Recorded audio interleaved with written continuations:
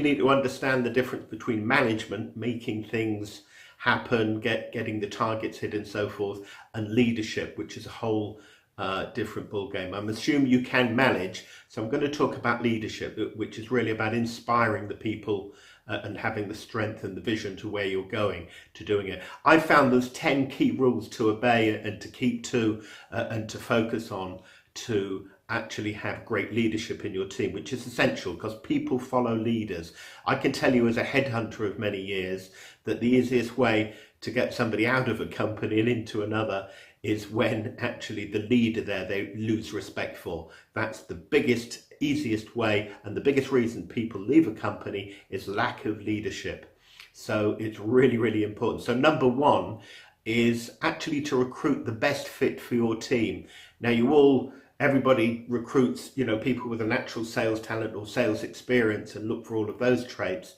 What they often miss, and I cover in many videos and on my podcasts, is that you actually need to have a culture fit, somebody that's going to fit into your team as well. And we look at the values, and I'm doing a whole video on the values that you need to measure and actually on recruitment to actually get it right. But the message here is really be mean about who you offer a job to. Don't just have the doubt they might work out, give them a try. Really have some tough hurdles to get over to actually join your team, to make sure they're right. They will actually be set up to value your job better right from day one as well, but you need to make sure you don't actually recruit the wrong people in the first place. So that's the first thing of key leadership. There's a certain type of person to be led by a certain type of leader. So get it right from the first off. Secondly, as a trainer, I'm often brought into companies to help with their sales training and ask what are they currently doing. Now, as a sales manager, sales director leading a team, part, if not most, if not all of the sales training and team training should be done by yourself as the leader. It sets you up in a good place. It gets a good reputation of your brand personally with the people. They can ask you questions directly. It really is good to get some of the training. Now, you might not be an experienced trainer, teacher, and know training and leading techniques. We give at Success Moves tons of free content for you can use, and you can use very simple exercises and get the people in your team to, on a particular topic, to say what they think. What do you think about closing? What do you think is the best way? Get some dialogue going and get some simple role plays. There's loads of things you can be doing, and certainly the product, you're the only one who really knows that and the specific ways of selling it. So you have to take a role in training yourself. So that's number two. It's quite important. You can bring external trainers in, but don't delegate it 100%. A lot of people shy off the training, and they've got to do a bit of it to have strong leadership. It's clear in the companies I look at that grow fast, that's one of the traits. Next on the list is set an example. You will find people copy, they emulate what you do. Your whole persona, your whole beliefs, your whole attitude, they will copy what you do. So set an example of what you want them to be. So that doesn't mean having to be on the phone all the time, but it also means never being on the phone. I find that many people, when they're promoted to sales manager, go in two extreme directions. One is, oh great, I don't have to hit the phone anymore, they can do it and I can get an override on them. That doesn't tend to work. The opposite doesn't work, that, oh, I'm manager, I can give myself all the best leaves for the big fat commissions now. That also doesn't work. So you've got to get a balance which is relative to your particular team.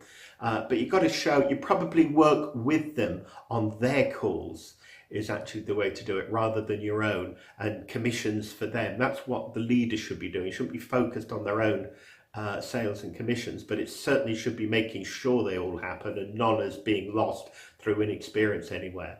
That leads me on to the next one.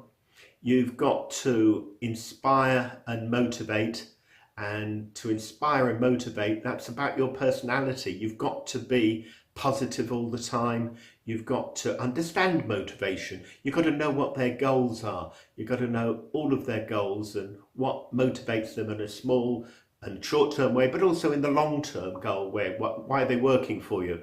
What makes them on? You've got to keep them towards their goals, and that will keep them focused in there. Okay, next on the list is lead from the front. In any aspect of what you're doing, show that you're in command and control of everything that's happening. quite clearly you've got to do this. Don't, if you've got to have any negative discussions, do them well outside of work and avoid them if you can. That's the next one. Okay, always be positive. You cannot bring any problems at home to the office, and you certainly can't bring any problems in the office to the office. You must keep that behind them. They don't need to know any problems of the management and other things that are happening and negative problems you've got to deal with. It just puts down the spirit. Keep that away. You must be positive and optimistic. It's all going to be fantastic to keep them fired up. That's another one. The next one is be sensitive. Sensitive is, you should be as a sales professional anyway, but be sensitive to them now. And if anything is going wrong, if anybody is losing, if anybody's getting demotivated, you've got to pick it up fast, because the longer you leave it, the more it festers and becomes an insoluble problem. So you must be sensitive to any issues in the team, to know that what chat is happening behind your back, to be in control of it, to know what's really going. So you're watching the body language, the wording, what's happening in your office, and you know to a T what's really happening in there so that you can react to it. Okay, you've got to be a visionary, and a visionary really means knowing all about goals, but the long-term goals. They're there for a long-term career. They're hoping the company builds up and they have great opportunities with it. You've got to spread that on a daily basis to keep that actually going. So that's actually important. Finally, I'd like you to think about a policy of zero tolerance. What do I mean by that? Well, I think right from when you recruit, you could set people up that there's certain things just not accepted in your team.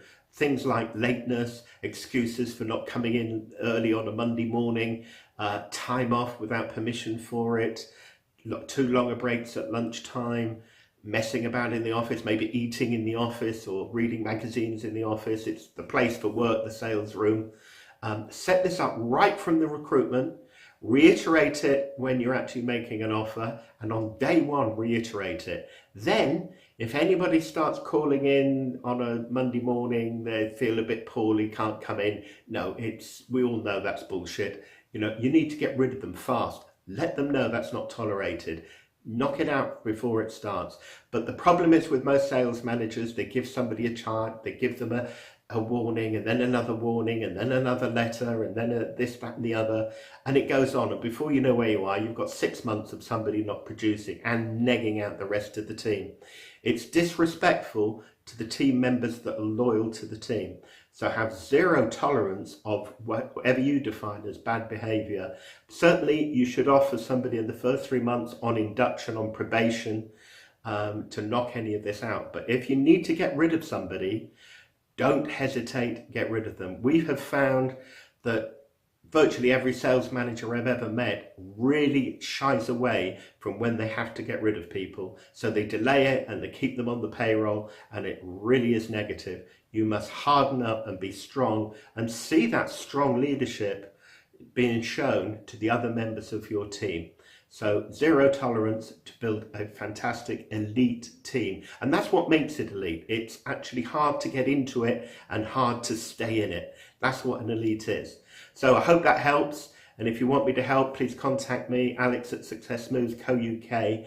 I'm all around the internet if you want any more advice, and sign up for my video channel. So great. Have a fantastic day. Hope you make a lot of money, and see you soon.